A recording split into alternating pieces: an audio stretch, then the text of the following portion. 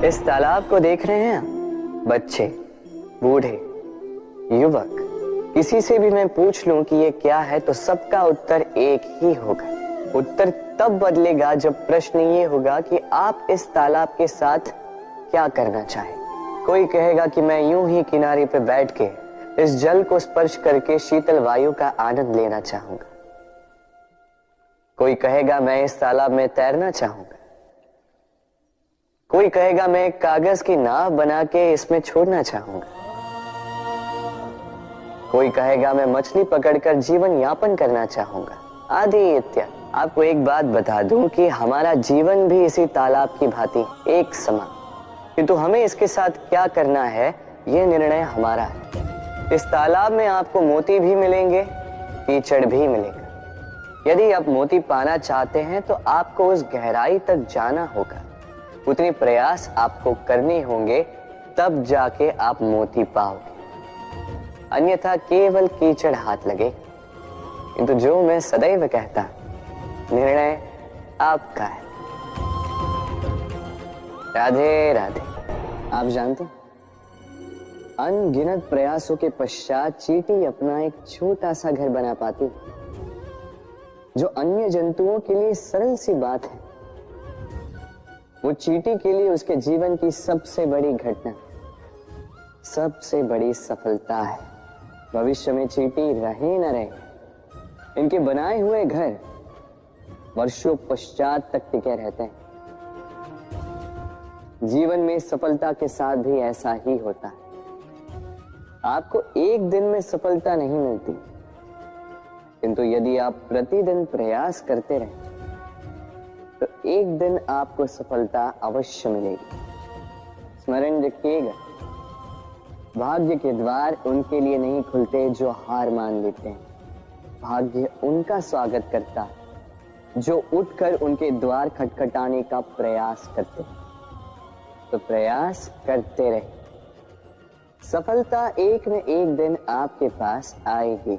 आप इस संसार में ऐसे कई लोगों को जानते होंगे जिन्हें आप स्वार्थी मानते हैं, जो आवश्यकता पड़ने पर ही आपको स्मरण करते हैं, किंतु जैसे ही उनके आपके सहायता की आवश्यकता पड़ती है, हाथ जोड़कर आपके सामने सज्ज रहते। बड़ा क्रोध आता है ना इनको, मन खिन्न हो जाता, मन से ये स्वर निकलता है कि इस व्यक्ति की सहायता ना करें। ऐसा कभी मत कीजिए। आप सोचेंगे क्यों कह रहा हूं मैं ऐसा? स्मरण रखिएगा, दीपक का स्मरण व्यक्ति केवल तभी करता है जब अंधकार गहरा हो जाता। उसे स्वार्थी मानकर स्वयं व्याकुल ना हो, स्वयं को दीपक मानकर आनंदित होइए। भाग्यवान समझिए खुद को कि आप इस संसार में किसी की सहायता करने योग्य हैं। किसी के स्वार्थी होने से स्वयं का दृष्टिकोण न बदले। बस ये दृष्टि रखिए स्वयं के परमार्थ पर। मन प्रसन्न होकर बोले, राधे राधे। हमारा शरीर प्रकृति की सर्वोत्तम रचना है। जो अंग, जो तत्व हमें मिले, उन सब का अपना अपना एक संदेश है। दो आंखें दी हैं देखने के लिए, दो कान दिए हैं सुनने के लिए, नथुने भी दो हाथ दिए हैं दोहरा परिश्रम करने के लिए, किंतु जीव केवल एक। उस पर भी नुकीले बलिष्ठ दांत दिए हैं उनकी रक्षा के लिए। कभी सोचा है क्यों?